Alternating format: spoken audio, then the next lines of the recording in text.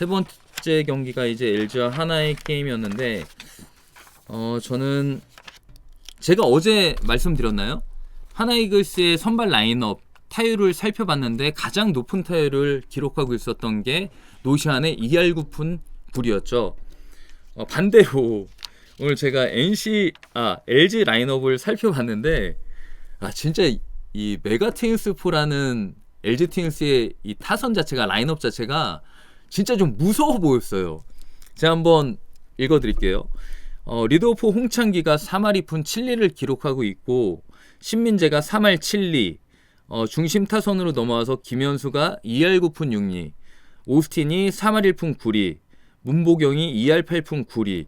상대적으로 문보경이 너무 낮아 보이는 거예요. 네, 중심 타선에서. 그만큼 이 앞에 있는 4명의 타자가 얼마나 LG 트윈스의 타선을 무섭게 이끌어가고 있고 득점력을 높여주고 있는지를 잘 보여주고 있는 대목이 아닐까 싶은데요.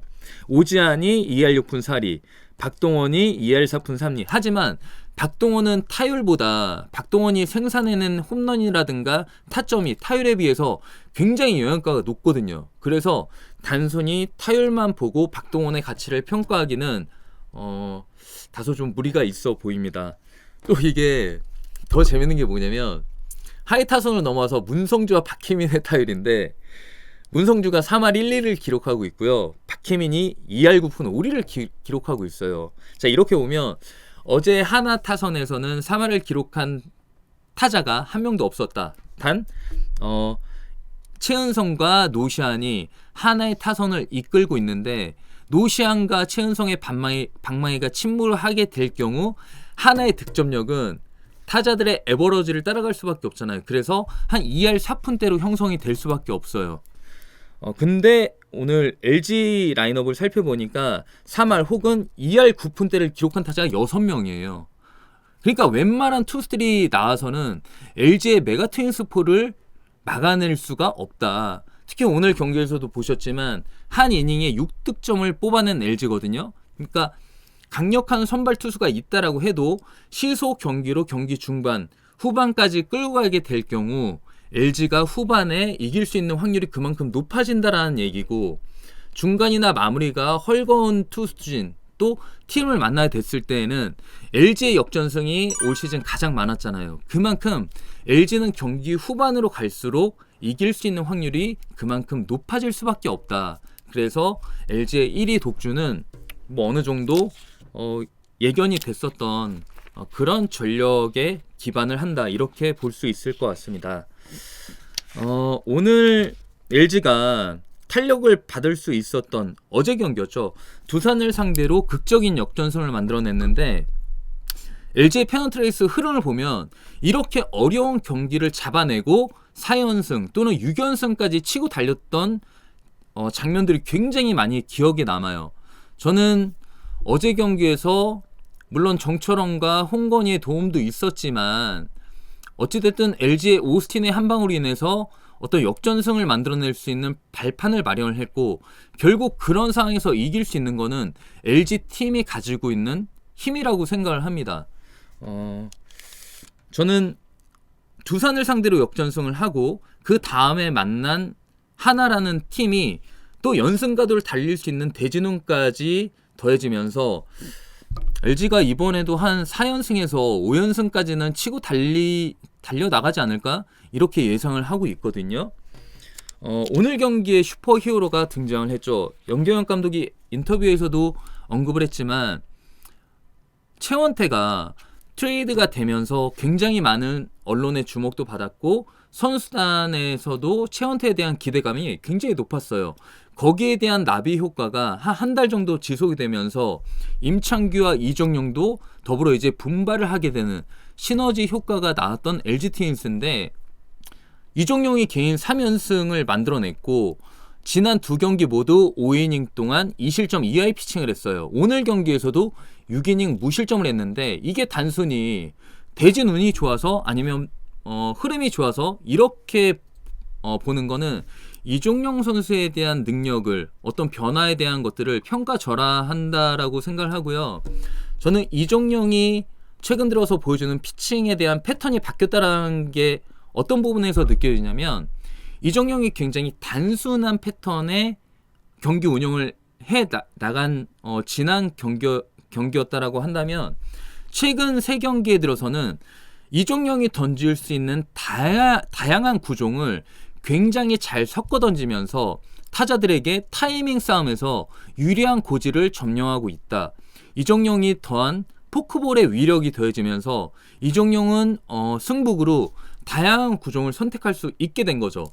카운트를 잡을 수 있는 패스트볼과 슬라이더가 있다라고 했을 때 뭐 커브는 그렇게 많이 구사를 안 하니까 결정적인 순간에 상대 타자들은 이정용의 슬라이더와 포크볼 두 가지를 생각할 수밖에 없어요. 근데 이정용은 포크볼을 이제는 카운트를 잡으러 들어가는 궤적, 그리고 유리한 카운트에서 떨어뜨리는 볼, 타자의 헛스윙을 유도해낼 수 있는 가장 정확한 볼에 던질 수 있는 어떤 릴스 포인트라든가 감이 잡힌 것 같아요. 그래서 이제는 자신이 원하는 코스에 자신이 원하는 구종을 마음 편안하게 던질 수 있는 상태가 됐다. 그렇게 되다 보니까 이제는 자신이 경기를 만들어갈 수 있게 된 거죠. 그러한 능력치가 더해지면서 이정용이 3연승을 질주했어요. 최원태의 페이스가 약간 떨어질만 하니까 임창규와 이정용의 주가가 가파르게 상승하고 있거든요. 이렇게 보면 LG는 진짜 어떤 한 선수가 부진한 모습을 보일 때 새로운 선수들이 그 부진한 선수의 역할까지도, 그런 부진함까지도 덮어줄 수 있는 그런 활약을 보여주고 있어요. 그러니까 뭐 연경현 감독이라든가 투수 코치님은 굉장히 좀 선수들한테 고마울 수밖에 없는 거죠. 왜냐면 이러한 선수들이 툭툭 치고 올라오다 보니까 그러한 전력에 대한 누수가 극명하게 드러나지 않고 LG가 계속해서 1위를 질주할 수 있는 어떤 힘의 원천이 만들어질 수밖에 없는 거예요.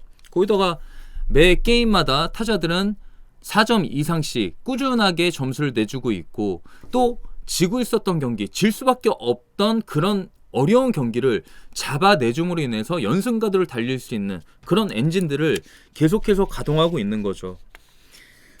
야구도 그렇고 인생도 그렇지만 이게 기회를 잡고 심장이 뜨거워지는 그런 순간들이 오거든요. 근데 LG는 그렇게 어떤 엔진이 예열이 된 상태에서 치고 나가고 탄력을 받아가지고 연승을 잘 만들어냈어요. 그렇게 5연승, 6연승 승수를 쌓아 나갔던 것들이 결국 페넌트레이스 후반에 들어서 KT에게 4경기 반까지 쫓기게 됐었지만 다시 5게임 반차로 벌릴 수 있는 그러한 전력의 힘들이 계속해서 만들어지고 있다. 정말 LG의 독주를 막을 수 있는 KT의 선전이 지금까지는 잘 어떻게 보면은 기적처럼 만들어지고 형성이 됐지만, 오늘 KT가 지고 LG가 다시 이김으로 인해서 5경기 반차가 됐잖아요.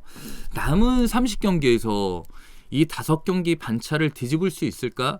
현실적으로는 어렵다고 보는데, 일단 KT가 사정권 안에 3경기 차 안에 들어갈 수 있느냐, 들어갈 수 없느냐, 저는 이 기점이 만들어지느냐 만들어지지 않고 그냥 페넌트레이스가 끝나느냐, 그래, 요 부분에 따라서 우리 KBO 리그를 또 재밌게 보고 계시는 팬분들이 마지막까지, 페넌트레이스 마지막까지 LG와 KT의 선두 싸움에 대한 어떤 흥미진진한 대결을 끝까지 좀 관전 포인트로 가져가실 수 있을 것 같습니다.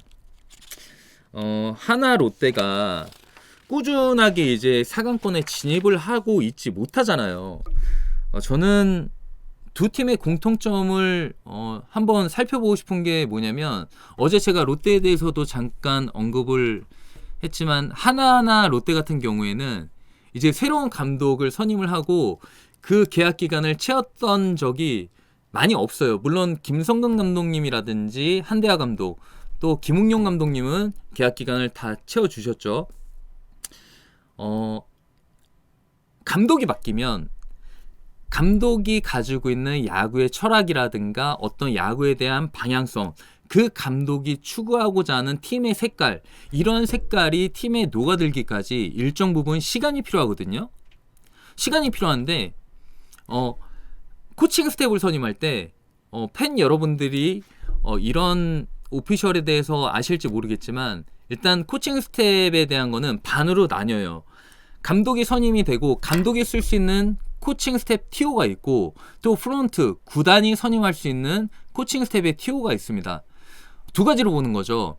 전적으로 감독에게 정권을 맡기게 되면 구단이 목소리를 낼 수가 없습니다. 거기에 대한 불안감이 가미가 될 수 있다. 이렇게 보셔도 될 것 같아요. 또 구단이 선임을 하는 코칭 스텝은 하나의 견제적인 역할로도 볼 수 있는 거죠. 감독이 선임을 한 코칭 스텝이 과연 일을 잘하고 있는지, 문제가 없는지, 팀에 대한 문제가 없는지, 이러한 것들에 대한 견제성을 띠고 있을 수도 있는데, 하나라든가 롯데 같은 경우에는 일단 저는 구단이 앞으로 구단을 이끌고 나가는, 팀을 이끌고 나가는 감독에게 얼마만큼 신임을 하고 또 어떤 결과가 나오든지 간에 계약 기간을 보장하는 일단 신뢰와 믿음을 팬들에게 보여줬으면 좋겠어요. 왜냐하면 감독을 선임을 했을 때에는 구단의 선택이거든요. 어떻게 보면 결과가 좋지 않다라는 거는 구단의 선택이 잘못됐다라는 거를 자신들이 증명하는 꼴밖에 안 돼요. 그렇게 봤을 때 팀의 성적을 떠나서 자신들이 선택한 감독이 끝까지 소임을 다할 수 있게끔, 그리고 그 감독을 믿고 따르는 선수들이 끝까지 마무리를 할 수 있게끔, 끝나고 난 다음에 이번 감독 선임에 대한 문제점, 그리고 앞으로 또 보완을 해야 될 점들에 대해서 깊이 고민을 하고 준비를 하면 되는데, 단순히 1년 계약 기간이 남아있는데 1년 빨리 변화를 준다고 해서 서튼 감독님처럼 이제 페어트레이스가 다 끝나가잖아요. 고작 2달 남았는데 2달 전에 어떤 변화를 준다? 물론 건강상의 이유라고 하지만 그거를 고지고대로 받아들이고 또 생각하고 바라보는 롯데 팬분들이나 KBO 팬분들이 과연 얼마나 될지 전 좀 의문스럽거든요.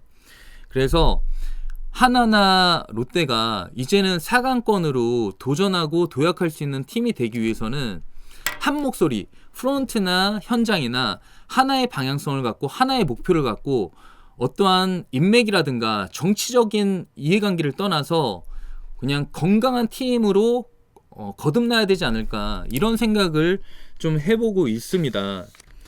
이게 선수를 발전을 시키고 아무리 좋은 퍼포먼스 또는 잠재력을 가지고 있는 신인 선수들을 데리고 온다고 해도 그 선수들이 KBO에서 적응을 하고 또 KBO 마운드, KBO 그라운드에서 적응을 할 때까지는 시간이 필요하거든요. 그리고 좋은 선수들을 데리고 오는 것도 중요하지만 그 좋은 선수들을 지속적으로 성장시키고 발전시킬 수 있는 코칭 스텝, 정말 능력 있는 코치들을 데려오는 것도 중요하다고 생각을 해요. 감독에게만 충성하고 힘 있는 사람들에게만 고개 숙이는, 자기 입맛에 맞는 코칭 스텝을 선임할 게 아니라 정말 선수들에게 최선을 다할 수 있고, 또 어떻게 보면 프로 야구라는 게 스포츠에 있어서는 가장 높은 단계, 높은 레벨에 있는 선수들을 지도를 해야 된다는 건데, 과연 그렇다면 저는 10개 구단의 코칭 스텝 이름을 이렇게 한번 훑어봤거든요. 이런 생각이 드는 거죠. 정말 제가 잘 알지도 못하는 코치님들이 프로 구단에 와서 성장을 시켜야 되는 루키들을 어떻게 성장시킬 수 있을까? 물론 아마추어에 계시는 지도자분들을 제가 무시하는 건 아닙니다. 하지만 프로라는 세계에서 오랜 시간 동안 경험을 하고, 예를 들어서 150km의 볼을 쳐보지 않은 타격 코치가 150의 볼을 어떻게 쳐야 되는지에 대한 어드바이스를 해줄 수 있을까요? 그러니까 저는 이렇게 보는 거죠.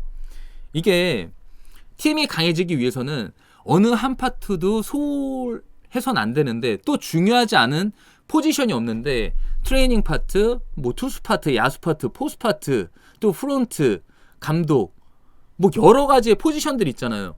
그 어느 한 부분에서도 공백이 생기면 안 된다라는 거죠. 4개의 톱니바퀴는 잘 돌아가고 있는데 한 개가 어긋나면은 결국 그 톱니바퀴는 수레가 깨질 수밖에 없는 거예요. 올바르게 이제 길을 걸어갈 수 없는 거죠. 이만큼 하나이글스나 롯데 자이언츠 프론트가, 또는 어떤 인사권에 대한 결정권을 가지고 있는 분들은 맨 처음에 감독 선임을 할 때 더 신중하게 접근을 해야 될 것 같아요. 그리고 선택을 했던 감독에 대해서는 끝까지 예의를 지키고 그 감독이 맡은 바 소임을 다할 수 있는 계약 기간에 대한 보장을 해줘야 되지 않을까. 사람이 만들어가는 게 KBO잖아요. 세상이 돌아가는 거는 결국 사람이 만들어가는 건데, 어떤 팀이라든가 조직이 강해지기 위해서는 그 팀 안에서의 신뢰성과 믿음을 회복하는 게 전제가 돼야 되지 않을까, 이렇게 보여지고 있습니다. 맨날 구단이 성적이 안 좋으면 중간에 사령탑을 교체해요. 그러한 현상을 바라보는 선수들은 어떻겠냐라는 거죠. 구단에 대한 믿음을 가질 수 있을까요? 과연 이 감독에 대해서 끝까지 내가 충성을 다해야겠다, 최선을 다해야겠다, 이런 생각을 과연 할 수 있을까요?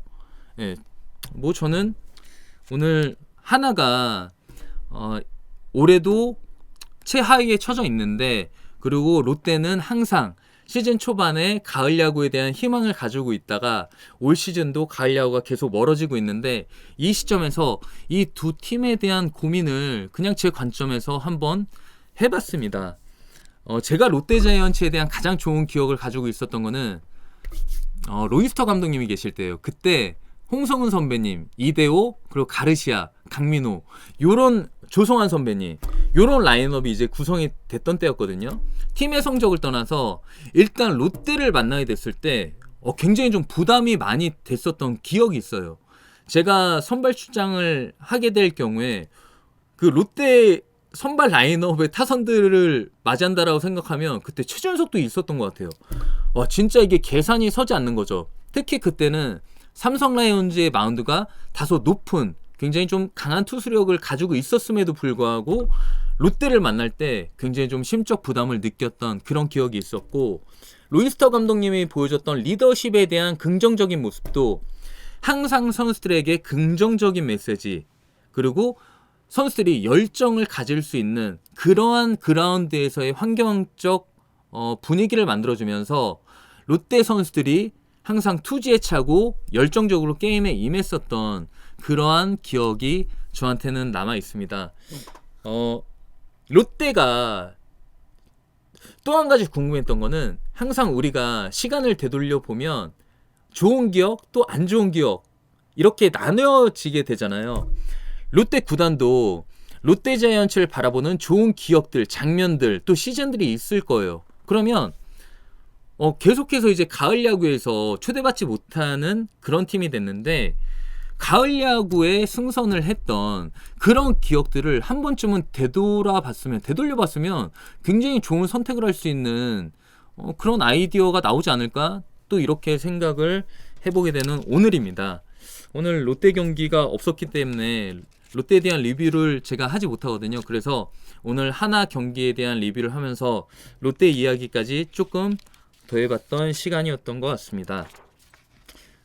이렇게 돼서 오늘 LG는 하나이글스를 상대로 10대0 기분 좋은 대승을 거뒀다. 2연승을 달린 LG는 내일 경기에서도 굉장히 좋은 흐름을 이어갈 수 있게 됐습니다.